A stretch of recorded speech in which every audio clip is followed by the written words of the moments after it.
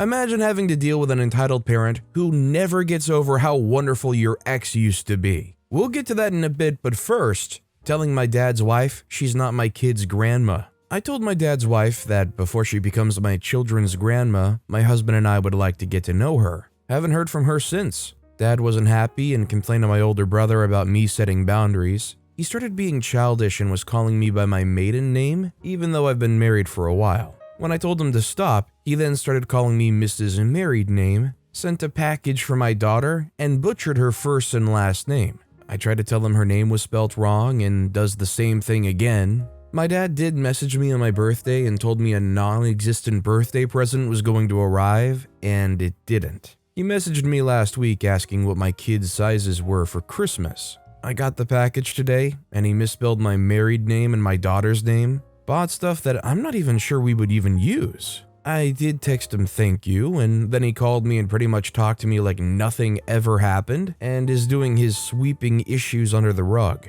All in all, very exhausted. In a way, it's kind of nice that they want to be a part of their grandchildren's life, but you have to earnestly try before you're ever going to be welcomed. You can't do it through passive aggression and blunders. Also, hi, I'm Steven, and if you can't get enough of hearing about these entitled parents, why not hit that subscribe button down below? That said, our next story is, my mother put her religion before her children, and now she's paying the price for it. Well, here goes nothing. I, gender fluid, a female at birth, have just cut contact with my mom after she blew up at me for not relenting to her abuse anymore. I won't share all the gory details, but one of the reasons I'm no contact with her anymore is this conversation. This is a snippet from the contact cutting convo. I say, you always put your religion and your jerk boyfriend before your kids. That's why I'm mad at you.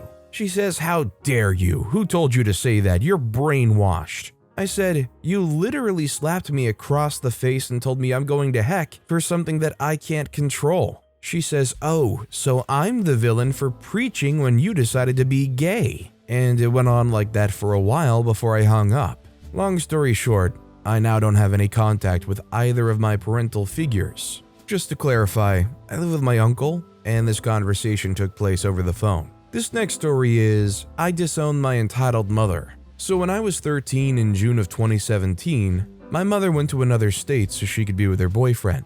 I was depressed after that happened. It affected me so badly that I slept in my paternal grandma's room for 3 months. I felt safer there for a while. I hoped to get a Nintendo Switch for my 14th birthday, but the surprising thing was that my dad got me one with Mario Kart 8 Deluxe in July, a month before my birthday. I was really happy. It was a good distraction from the whole thing. She ended up showing up for my 14th birthday. She got me a really uncomfortable shirt that had a neck collar. It was really uncomfortable, but I ended up getting a new 2DS XL for my birthday. The 3DS that I had was dying and I was really happy. She was on decent behavior until we went to a restaurant and I ended up eating really fast. I didn't eat much, and my mother grabbed my arm and said, no, that's the price of being a lady. Later on the way home, my mom was starting stuff with my dad and he was like, are you seriously doing this on my birthday? She didn't care, but when I got home I got some cake and I loved it. A little bit later, my mom told me that she and her boyfriend broke up and she was homeless. At school, I got depressed. One of my teachers noticed, and when I told her, she told the principal, and she let me stay in her classroom before classes started later on. My principal told my mom that she shouldn't be dumping her issues on me, and she said that she would never do that to her son. For some reason, I thought it was normal. I guess I didn't realize it. After that, she made up with him. This went on for years after that. When I was 15, she screamed at me for a week over her troubles and told me that I abandoned her when she left, and apparently it got so bad she went to a hospital. I don't know why she was there, she just was. Later on, my grandma took me to my dad's for a little bit, and she told him what happened, and he got me my favorite pizza, and it was a little relaxing after that. For a couple of years, I put up with the verbal abuse, but when lockdown hit in 2020, we didn't get her anything for Mother's Day due to the situation at the time. She threw a fit, saying that I didn't love her. I blew up on her and said that she didn't love me. Later on, I ended up having enough and blocked her. I went from blocking and unblocking her, and when I did unblock her, it was bad with her verbal abuse. She would tell me that I could do better on my grades when I was a B average, and it made me feel like crap.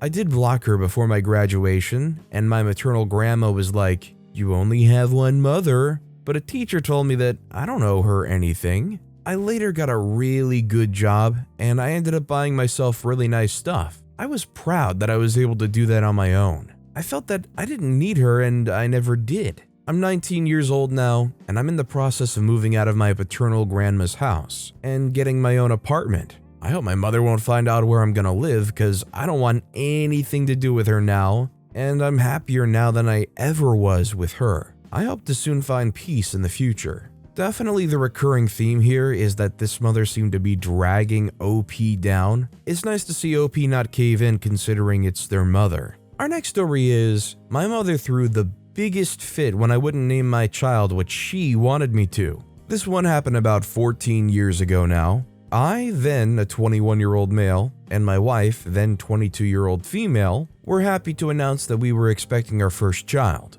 We'd been trying for a while, and had been told by the wife's doctor that she had some complications that would make it very difficult for her to conceive. I don't remember what the issue was, but it wasn't impossible, just difficult. We had basically given up on trying. We were just enjoying our lives together and having the back burner, hoping that it might happen one day, and it did. We were both overjoyed and terrified. Nothing is as real as finding out you're expecting child number one, and it can be a lot to take in at once. Everyone is excited, congrats all around, my parents' first grandchild, etc. My dad was probably the most wholesome I'd ever seen or heard him be when we told him the news. My mom was over the moon too, at first. After the first couple of months, we started really trying to hunt down names. We'd already considered and rejected the idea of naming our son after really any family member. We just weren't interested in that. We both subscribed to the idea that the sound of a name is important. Your name is your very first impression people will have of you before even looking in your eyes. They can already have an opinion of you, and we wanted it to be a good one. I won't give details of what name we chose or what names we rejected. I'm not trying to bash on anyone's name, and I think now that actions are much more important than how a name sounds. When we told the families what we had decided to name him, one person took umbrage with our choice. Of course, my mom. According to my mother, at least one person in each generation needs to have the name. It's the family name, she practically wailed at me when I wouldn't budge. It's the same name I gave you. For the record, I don't like my first name and I'm never called by it. I'm mostly called by nicknames or my last name, never my first. I don't hate it, I just don't feel like it suits me or my personality. It's not a silly or archaic name, just not for me. It turned into quite a thing. I can't really remember all that she said, but suffice to say, we were the biggest traitors to the family, and we were tearing down tradition. She blamed my wife, saying that she had brainwashed me into it and all that. I was the one who came up with the name that we wound up going with for him. Well, I talked to my grandma, and she said that the name wasn't really the name. It was her husband's name, and she named one of her sons the same. My mom named me with it and decided it was tradition. We had several months of no contact after that because, frankly, we didn't want to have to deal with her BS. I just will never get over anybody dying on the hill of feeling like they're entitled to a say in what you name your child. Our next story is, my entitled mother kicked me out because I talked about my assault. Now I'm even more depressed. I, 20-year-old female, live with my boyfriend, 24-year-old male, for 1 year now. Let's call him A. My parents are divorced and I grew up with my mother. I have 4 siblings, 25-year-old female, 23-year-old female, 22-year-old male, and 12-year-old male. When I was 16, I started dating A, and my best friend at the time didn't appreciate him. She started messing things up, mainly by talking crap about him to my mom and siblings. At 17, I was kicked out after going off on my mother and sisters about how they've been acting towards me and how they appreciate my best friend more than me. My mom said that A would only put me in danger and won't stand up for me as my family would. I told her that I've been assaulted multiple times by her cousin and that she didn't even care once about the multiple times I tried to end things. All she cared about was her reputation. My sisters quickly backed up my mother and told me to stop lying and called my mother's cousins to tell him about it. I told my sister she's well aware of what I'm talking about, as she had gone through it too. She denied everything and my mom told me to leave. It's now 3 years and I miss them a lot. I sometimes want to go back home, but I see their Facebook and Instagram posts. My mother's cousin is more present there, as if after what I told them, they grew closer. This is killing me even more. I don't know if it's because they feel like they're part of a clan or they don't want to rock the boat, but it's so confusing for family members, even ones who were directly affected by said person, to try to cover up for them. This next story is, entitled Mom threatened to kick me out a few days ago but is now begging for me to stay? For context, my mom is an extremely toxic person. Ever since I can remember, my mom has threatened to kick me out. When I was little, if I misbehaved, it doesn't matter if it was a small mistake that any little kid would make, she would force me to pack my things in plastic bags, even going as far as to drive me to the police station to show me where she'd leave me if I continued to misbehave. My mom would continuously always act as if I was a difficult child to raise, mostly because of the mental health problems I developed due to her constantly mistreating me as a kid. It was extremely isolating, as everyone around me believed I was a crazy demon spawn child. And she was the poor single mom trying her best to raise a terrible kid. Due to the narrative that my mom built around me, it was extremely psychologically tormenting to the point where I even started to believe that I was the demon spawn child that my mom wanted so desperately to paint me as. Now that I'm older and no longer idolize my mom as I used to, I really resent her and can see how she really isn't that good of a mom. Or at least hasn't been that good of a mom to me. She blames everyone but herself for the reason I resent her now, and because of that. My mom honestly has split personalities. It's like one personality is her true one that she doesn't show often, and another is a mask. No one, even therapists, never believe me when I explain the type of abuse my mom has put me through because of how good she is at keeping her mask. A few weeks ago, my mom got angry at me and had one of her outbursts where she began hitting me, violently dragging me across the floor and trying to force me out the front door. Mind you, it was extremely cold outside and I only had a t-shirt on, so she was just willing to kick me out in the cold with nothing but a t-shirt and pajama pants on. I fought back against her as best as I could. My mom goes to the gym regularly and I'm a hermit, so I'm in no way stronger than her physically, but despite this, she would later try to act like I was the one that initiated the fight. After a while of her trying to drag me out of the house and me struggling, she gives up and storms off, asking me why I'm trying to ruin her life, and that I can leave if I hate living with her so much. I'm literally 16, and my mom's speaking like I'm a grown adult capable of taking care of myself when that's not the case. I'm dependent on my mom for basic things. Yet she constantly treats these things like they're privileges that she has the right to revoke whenever she feels like it. I even asked her why she bring a child into this world if she was just going to treat me like crap, to which she refused to respond. After that happened, I told my aunt what happened, and she was extremely sad that my mom would treat me this bad. I never really revealed to my aunt before that my mom treated me this way because my mom would explicitly tell me not to tell my aunt anything about her, or that my aunt didn't actually care about me and she was just using me, which made me distance myself from my aunt, even though she probably had been a better parent and guardian to me than my mom has ever been. She told me I was welcome to stay with her, so I began planning to stay with her. Meanwhile, my mom was still in her fit,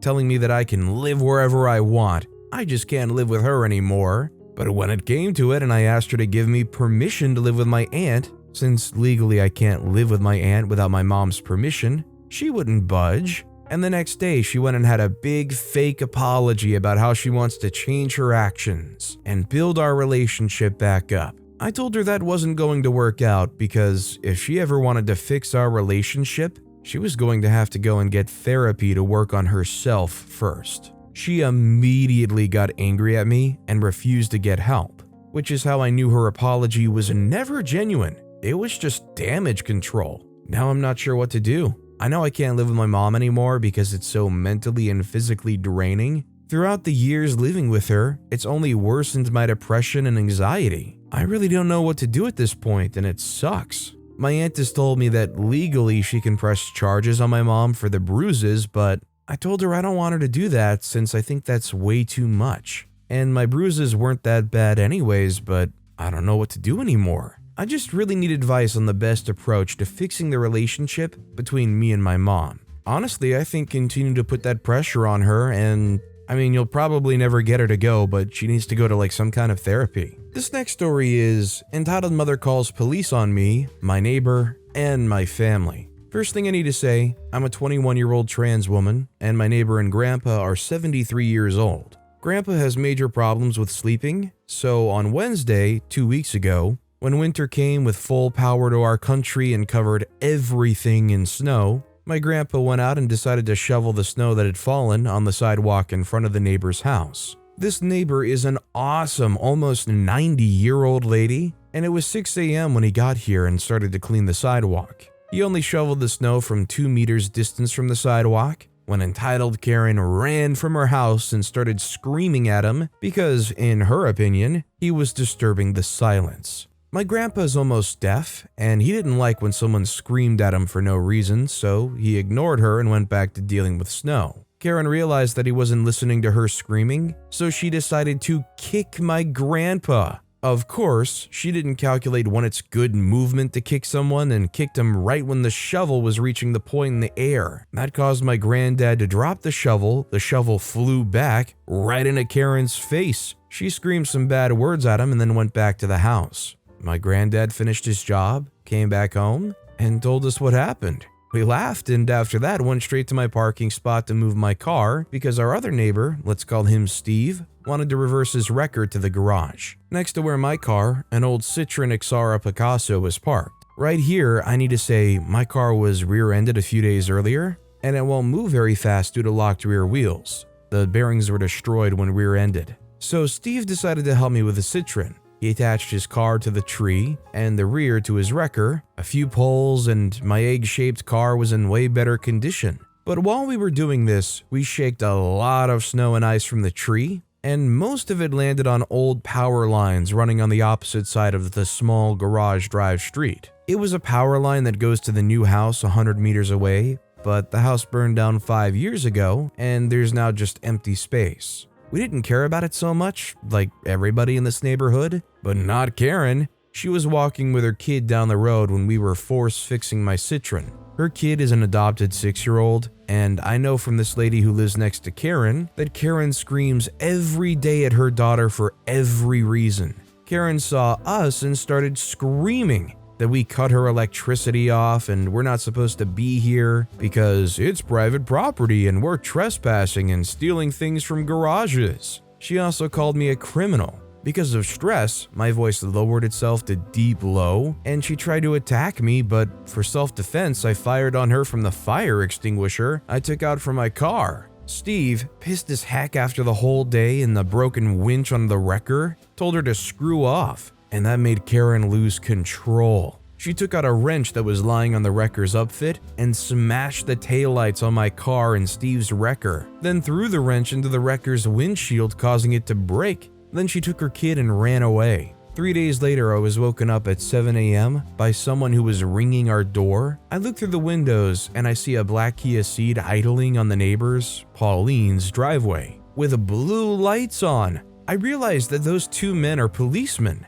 So I've opened the window and asked who they're looking for. They were looking for Steve, my grandpa, and me. I've called Steve while walking to the door, and he came to our house 20 minutes later, and we all tell the policeman what happened. I also showed the policeman records from the camera mounted above the parking spot, and they asked to bring it into them on Monday. We went to the police station to file a complaint on Karen. After 2 weeks, I got notified that Karen got charged for break-in, theft, assault, and damaging property. She connected her home to the old power line because she didn't want to pay for energy, and the ice shaking from the tree cut her house out. And I was shocked that her fingerprints were found 6 months earlier when someone broke into my car and stole a lot of valuable things. I don't know what happened to her kid, but I have a hope that she's got a better family. So after everything, This Karen was a thief that was also assaulting everybody, it seems like. I just don't know why they didn't report Karen to begin with. Our next story is, entitled mother keeps destroying my beautiful wife's flowers.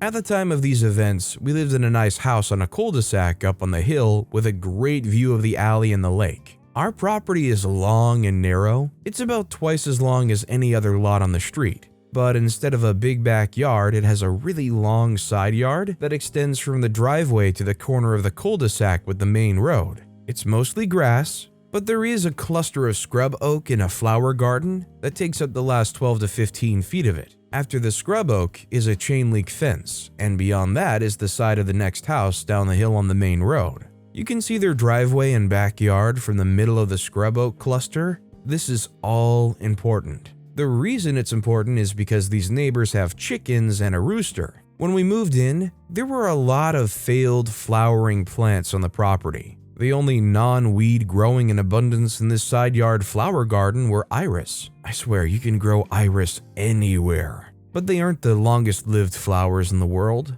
My beautiful wife had great plans for this space, but she knew that she needed to start with some small plants, and as they grew, the rest of the plans would develop. She started with some annuals that could start to reclaim the land from the weeds, and some ground covers. As they progressed, they would help choke out the unwanted grasses. She knew that it would take some time, but she'd done it all before. It would eventually involve peonies, hibiscus, clematis, crocus, tulips, hostess, marigold, and petunias, layered so that the taller plants backed the shorter ones. But imagine her surprise when she goes to plant another round just to find a fair number of the small first ones had been trampled and crushed. It was thoroughly disheartening. So she buys more and plants them, only to find them crushed and trampled as well a few days later. And it repeats. She's starting to feel like it's a waste of money to plant anything in this area. And finally, we discover what's happening. We catch the daughter of the people 2 houses down the circle from us with her toddler son in a stroller, pushing him right up to the chain link fence without any concern about what damage she and the stroller do.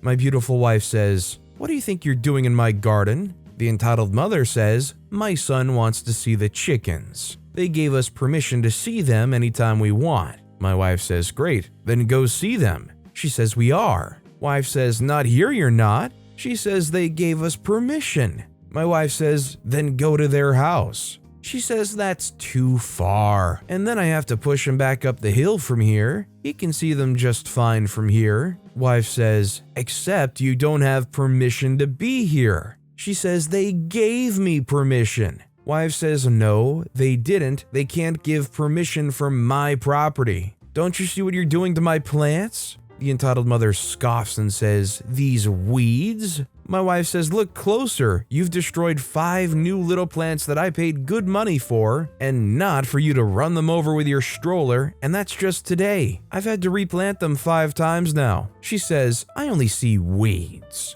Wife says, "It doesn't matter what you see. You are not welcome here. You are trespassing on my property. If you want to go see the chickens, go to their house and see the chickens, but stay out of my garden. If I see you here again, I will have the police explain it to you." And my beautiful wife sent her away while she complained the whole way back to the street. And that was the end of it, because entitled people give up on their entitlements just like that, right? You, dear reader, are much too wise to believe that. Of course, we keep finding our plantings destroyed. We start to see ruts form in the lawn from the frequent crossing of the stroller over it. We catch them sometimes and repel them. They still keep going to see the chickens. From what we can tell, it's at least daily and possibly several times a day. We both work. There's a few windows that see out of the house in that direction. If we see her going down the street in front of our house from the kitchen, we can block her, but she keeps coming back. She always claims to have permission. We always inform her that she does not. She never pays for the damage that she also never acknowledges happened. We talk to the police about it. They give her a stern warning, but it does nothing to deter her and clearly does not scare her. We can't tell if she's just too stoned to care or has some other glitch that blocks her from getting the message. She is relentless. I only wish that motion-activated sprinklers were a thing when this was going on. It would have been the perfect use for them. Finally, one day, she just stops appearing. The ruts start to heal. My beautiful wife cautiously plants a few cheap starters and they take. Sometime later, in conversing with the owner of the chickens, we learn that she's serving time. Apparently, she was using a great deal and variety of illegal substances and had been caught holding enough stuff for them to take it fairly seriously. Her beautiful little boy still lives there. Grandma's raising him now, and they drive down about once a week so we can see the chickens. And he is oh so good with the chicks. Clearly, we never got through the fog in her mind and understanding that she did not have permission. But we never saw her again while we lived here. I just end up feeling bad for the kid. The kid just wants to see the chickens, their mom's on stuff. Poor kid. Our next story is stepmother keeps a huge picture of my ex in the living room.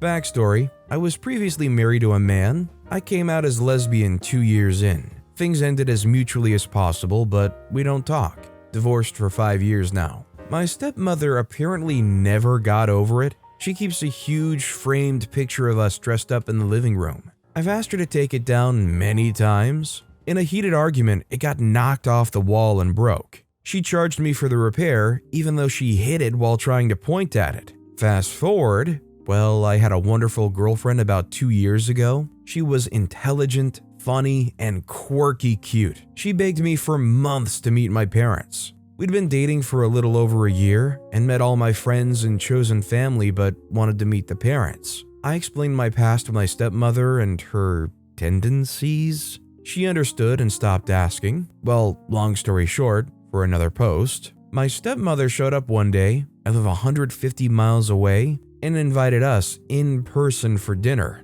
I felt obligated to go. When my girlfriend and I arrived, the night went as normal as possible, but then girlfriend brought up the picture of my ex and I. It's a good picture, where was that at? Enter stepmother. She rambled on about how happy we were together and how she, me, was so much more fit back then, and it's a shame that it didn't work out for him. It was unbearable. I interpreted and said it's late, we have to go. Girlfriend and I gathered our things. Oh, she always gets so upset about it. It's a part of your past, you need to accept that, Step said as we were packing up. I said, and I'm a different person now. You live in the past, you have to accept that. Not my best line, but I was upset. Girlfriend and I broke up for her to study in another state, and every girl I date now I'm scared to bring over. It's such an awkward, unbearable, and embarrassing thing to do to your stepdaughter. My dad won't help either. He never gets involved with the topic of removing it. I hate that I can't convince her, and I hate that she rubs it in my face. I wish that picture would just disappear. I would say to OP, with any new partner, disclose it right away when the topic of your stepmother comes up. You've got nothing to hide or worry about if your partner knows that your stepmother's crazy in that way.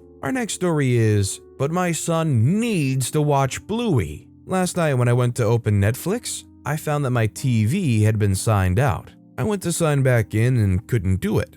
It had been about a year since I last signed in, so I assumed I'd just forgot my password and requested to reset it. When I went to my email, I saw an email from Netflix this morning saying my password had been successfully changed. Obviously red flag. So I went through all of our subscription services and updated passwords and changed my email password just in case. I got a call from my brother's ex-wife, let's call her Kate, about an hour ago. They've been divorced about over 4 years now, asking me why I changed my password. I didn't realize that she still had my account info, was a bit annoyed, and told her that someone had changed the password on me and that I didn't feel comfortable giving out my account info, especially not to someone I wasn't in contact with. Jumping back a bit, my in-laws are staying at our home, and at night after everyone goes to bed, I guess we have 4 devices in our home running our Netflix account simultaneously. When she called, Kate explained how she tried to get onto our account on Christmas night,